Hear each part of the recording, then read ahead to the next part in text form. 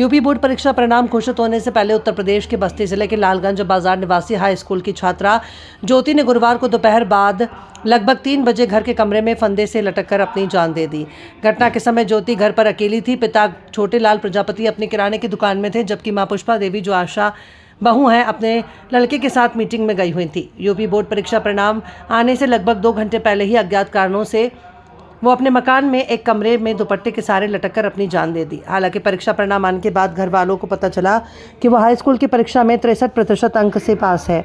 Meeting में घर पर पहुंची मृतक किशोरी की मां और भाई घर का दरवाज़ा बंद खटखटाने लगे और दरवाज़ा नहीं खुलने पर जंगले से झाँक कर देखा तो ज्योति फंदे से दुपट्टे के सहारे लटक रही थी। ये देख परिजनों पर मानो दुख का पहाड़ टूट गया। गाँव वालों के सहयोग से दरवाज़ा तोड़कर उसे नीचे उतारकर स्थानीय पुलिस को घटना की जानकारी दी गई।